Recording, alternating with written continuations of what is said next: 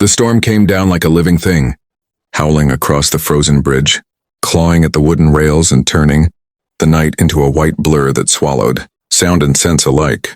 And through it all she ran, boots slipping, lungs burning, one hand cradling her swollen belly while the other gripped the leash of the only companion she trusted anymore, her German shepherd, Atlas, whose ears were pinned forward, and whose instincts were screaming that something was terribly wrong ahead. She was a widow now, a word that still felt unreal in her mouth, a label forced upon her too soon, after the folded flag and the quiet knock on the door, and every step she took that night felt heavier than the last because she carried not just a child but grief, fear, and the stubborn will to survive in a world that had already taken so much from her.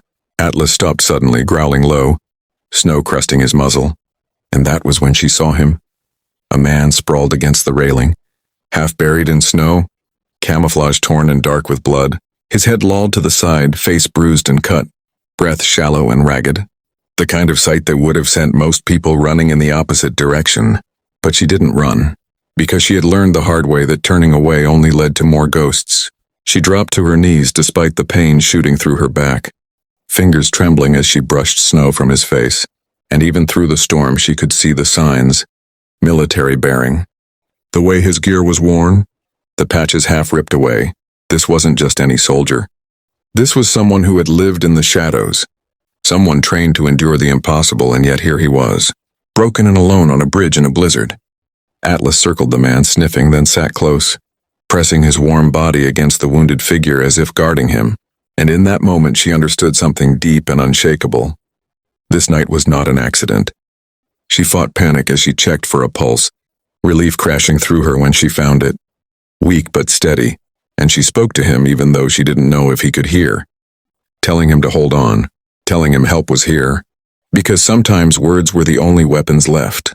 Her mind raced, no cell signal miles from town, the storm worsening by the minute, and fear whispered that this was too much, that she was too tired, too pregnant, too alone to save anyone. But then Atlas looked at her, eyes bright and certain, and she remembered the day she'd been handed his leash after her husband's death, told that this dog had been her husband's partner, his brother in arms, and that caring for him might help her heal. She tore open the emergency kit she always carried now, wrapping the man's leg as best she could, wincing at the blood soaking through her gloves, every movement deliberate, every breath a battle against the cold and the rising ache in her belly. The man stirred, a low groan escaping him, and his eyes fluttered open just long enough to meet hers, sharp even through the haze of pain, and in that fleeting second she saw gratitude, confusion and something else, recognition, as if Atlas had anchored him to the world. "Easy," she whispered, voice shaking but firm. "You're not alone." The wind roared, the bridge creaked and snow fell harder, but she refused to let the storm decide how this story would end. Not tonight, not for him, not for the life growing inside her. And as Atlas barked once loud and clear, she made a decision that would change all of their lives forever. A decision born not of fear but of fierce quiet courage. And before the night was over, the bridge that had nearly become a grave would instead become the beginning of something no one could have predicted. By the time the first rescue, lights cut through the storm like stars, breaking the darkness.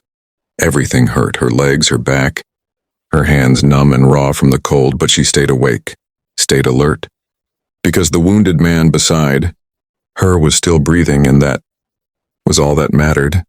And Atlas never moved from his post, teeth bared at the wind itself as if daring the blizzard to try again. When the paramedics finally reached them, shouting over the storm, their surprise was clear, not just at finding a critically injured Navy SEAL alive in conditions that should have killed him, but at seeing a pregnant woman standing guard like a sentry, eyes fierce, refusing to step back until she knew he would live.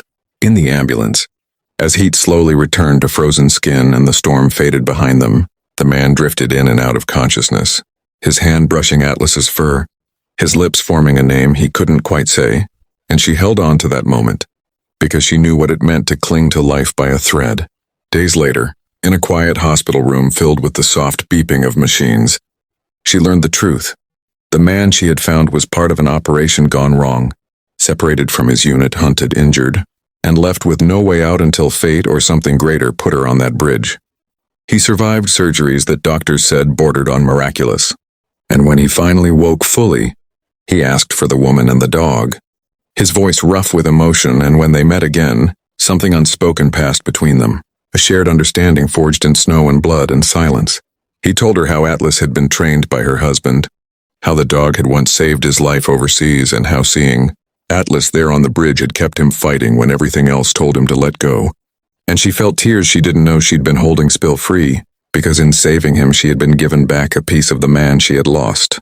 News of the rescue spread, not because of headlines or glory, but because stories like this have a way of moving through people, reminding them that courage doesn't always wear a uniform and that heroes can look like widows with swollen bellies and loyal dogs standing, watch in the snow. In the weeks that followed, as she prepared to welcome her child into the world, the seal returned, walking slowly but standing tall, and he promised that the life she had saved would not forget the life that saved him, that her child would grow up knowing that in the darkest storm, kindness and bravery had chosen to act. The day her baby was born, Atlas lay quietly beside the crib, and the seal stood at the door, eyes wet, saluting not out of protocol but out of respect, because some debts can never be repaid, only honored. And as she held her child, feeling a future she had once thought impossible settle into her arms, she understood that what happened on that bridge wasn't just survival, it was hope, passed from one broken soul to another, multiplied instead of diminished.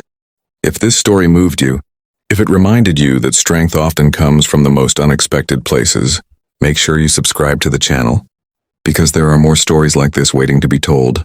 Stories of courage, sacrifice, and the unbreakable bonds that change lives when it matters most.